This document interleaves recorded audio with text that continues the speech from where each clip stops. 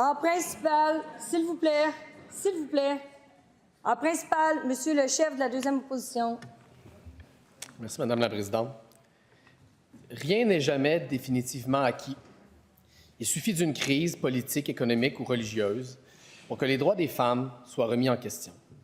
Votre vie durant, vous devez demeurer vigilant.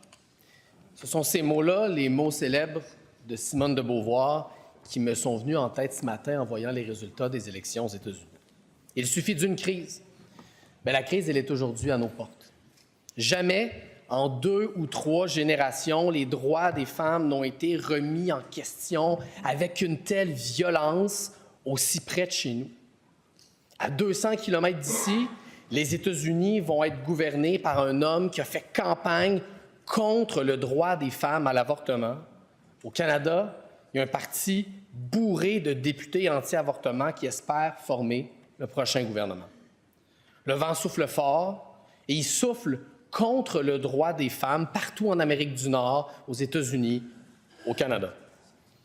Bien, c'est au Québec que ce vent-là doit s'arrêter. Et le Québec, aujourd'hui, c'est important, doit parler d'une seule voix.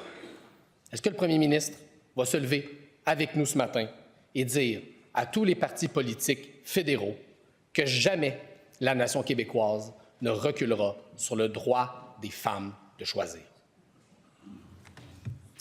En réponse, Monsieur le Premier ministre. Madame la Présidente, effectivement, c'est inquiétant de voir ce qui est arrivé aux États-Unis et que dans certains États, on veuille remettre en question l'avortement, le libre choix des femmes au Québec. Pour moi, c'est une question qui est réglée depuis longtemps au Québec, puis jamais on reviendra là-dessus. Première complémentaire, Madame la députée de Mercier. Madame la Présidente, au Québec, les femmes ont le droit à l'avortement, mais elles n'y ont pas accès facilement. Il y a 1 an, la ministre de la Condition féminine a promis qu'elle allait déposer un plan pour augmenter l'accès à l'avortement des femmes, peu importe où est-ce qu'elles vivent au Québec. Et on attend toujours. Une motion a même été adoptée à l'unanimité en juin dernier pour qu'il y ait un plan. J'aimerais entendre la ministre de la Condition féminine. Est-ce qu'elle s'engage à déposer un plan avant la fin de la présente session? En réponse, Madame la ministre de la Condition féminine. Merci, Madame la Présidente, et merci à la députée pour cette question-là. Elle sait pertinemment bien que dès mon arrivée en fonction, il y a 2 ans, Roe v. Wade avait été renversé aux États-Unis et que j'ai tenu de larges consultations à ce sujet pour voir comment est-ce qu'on pourrait protéger le droit des femmes. Je vous garantis une chose, le droit des femmes au Québec sera protégé sous notre gouvernement. Nous en faisons une priorité.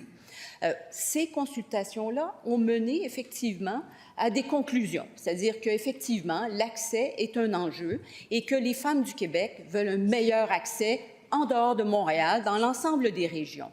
Ce plan-là est presque prêt et nous allons le déposer dans les plus brefs délais.